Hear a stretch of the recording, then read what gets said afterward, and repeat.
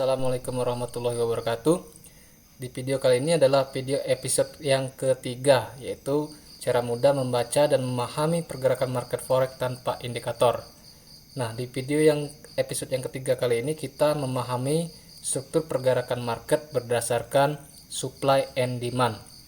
Nah, apa sih supply and demand? Secara pengertian, supply itu terjadi ketika jumlah penawaran lebih banyak daripada permintaan sehingga menyebabkan harga turun, ya. Kalau demand kebalikannya, jumlah permintaan lebih banyak daripada penawaran sehingga menyebabkan harga naik. Nah, kalau kita baca di chart atau di grafik harga, itu bisa dilihat dengan jelas, ya. Supply itu terjadi ketika candle penjual, ya, candle penjual yang ini itu lebih besar daripada candle pembeli, atau candle seller lebih besar daripada candle buyer. Nah, ini kita bisa sebut sebagai area supply ataupun supply zone. Nah, untuk menggambarkan area supply bisa kita tandai dengan garis horizontal ataupun dengan rectangle, ya. Bisa kita gambarkan antara shadow atas ataupun shadow bawah di candle yang kecil seperti ini. Nah, ataupun kalau misalnya candle kecil tersebut shadownya lebih panjang, bisa kita marking di area body candle yang kecil, body atas sampai body bawah, ya, seperti ini. Nah, ini kita sebut sebagai supply zone dan posisinya itu berada di atas, ya. Sedangkan demand kita lihat secara grafik berdasarkan bentuk candlestick, candle buyer yang biru ini lebih besar daripada candle seller, ya. Nah, ini kita sebut sebagai area demand ataupun demand zone, ya. Kita gambarkan menggunakan garis datar ataupun kotak seperti ini, ya. Nah, ini kita sebut sebagai demand zone dan posisinya selalu berada di bawah. Jadi untuk struktur pergerakan market itu sendiri, harga akan bergerak dari area supply zone menuju ke demand zone, ataupun sebaliknya dari demand zone bergerak menuju area supply zone.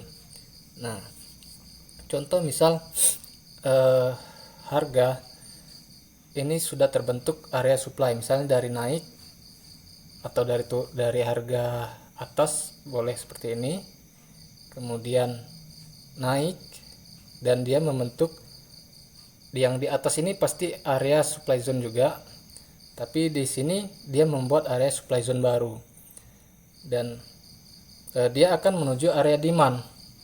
Nah, biasanya dia akan tes dulu area supply zone ini.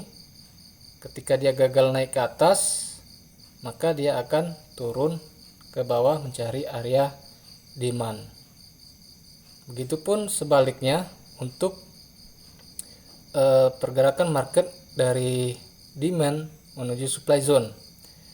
Harga dari atas ke bawah, ya, atau dari bawah seperti ini, kemudian turun membentuk demand zone baru. Nah, kemudian ini sudah terbentuk area demand, dia akan menuju supply zone. Tapi sebelum menuju supply zone, dia akan tes dulu area demand ini, ya. Kalau dia break ke bawah lagi, berarti ini gagal menjadi area demand zone yang baru. Tapi kalau dia area demand yang valid, maka dia akan reject di situ dan akan mencari area supply zone. Nah, jadi struktur pergerakan marketnya seperti itu simpelnya, ya. Jadi kesimpulannya, harga akan bergerak dari demand menuju supply ataupun kebalikannya dari supply menuju demand. jika area supply ditembus ataupun di break seperti ini, nah maka area supply zone ini tidak valid ya, dan harga kemungkinan akan terus naik mencari supply zone yang baru dan membentuk area demand yang baru. Contoh, dia akan naik seperti ini dan dia akan retrace ataupun koreksi ya, balik seperti ini, retrace namanya ataupun koreksi seperti ini, dan kemudian dia naik lagi.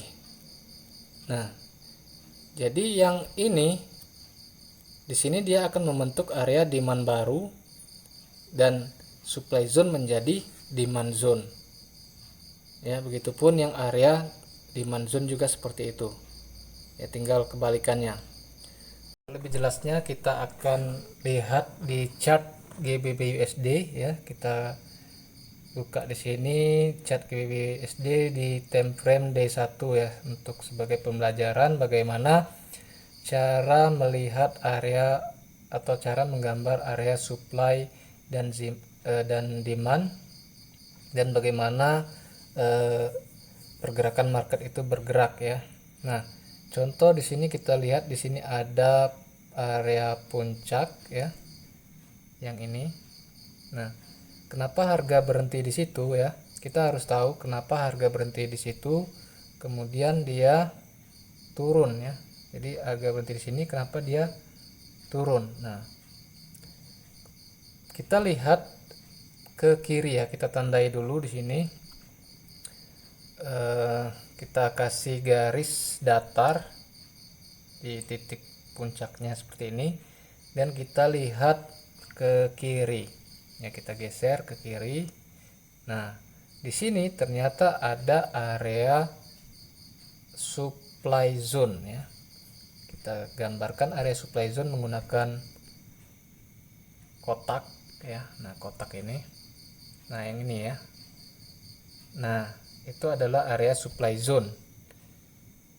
Jadi ketika harga memasuki area supply zone, dia biasanya akan reject seperti yang ditunjukkan oleh candle yang berwarna hijau ini ya. Nah, dan disitulah posisi kita untuk melakukan entry sell.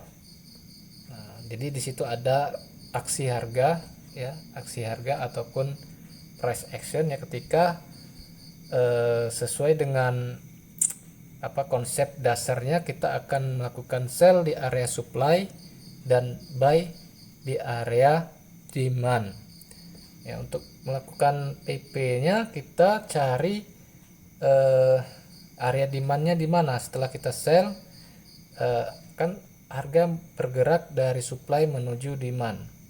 Nah, kita lihat di sini dia turun dari supply menuju demand. Demandnya mana? Dia turun batas ini karena di sini ada area demand ya. Kita gambarkan area demandnya menggunakan tools kotak ya. Nah, ini dilihat sini. Nah, ini adalah demand zone ya. Jadi kalau kita panjangkan seperti ini, nah ternyata harga berhenti di situ.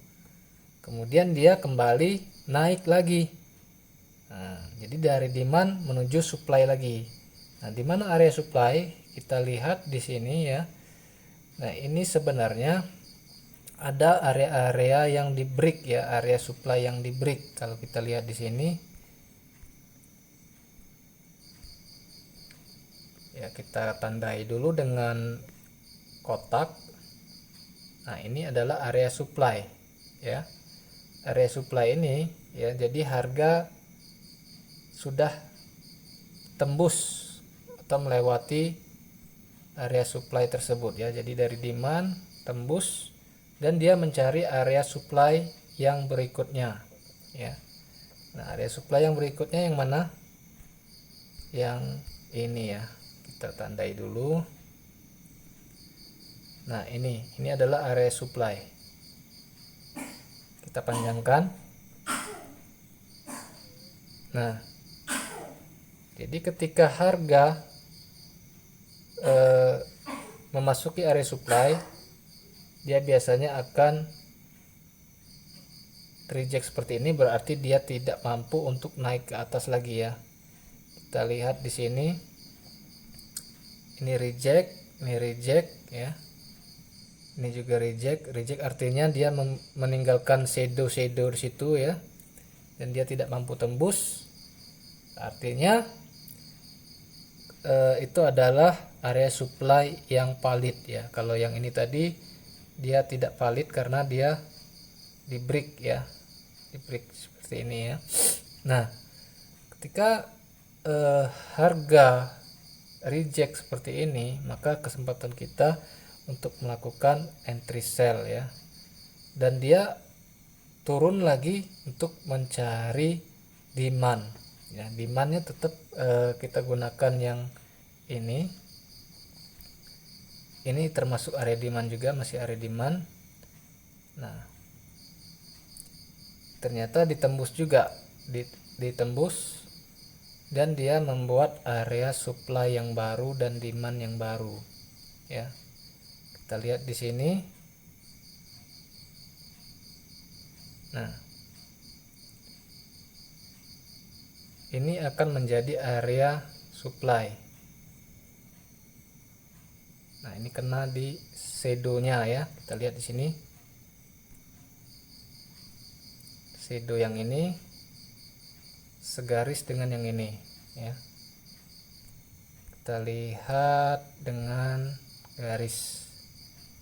Nah, ini support and resistance ya.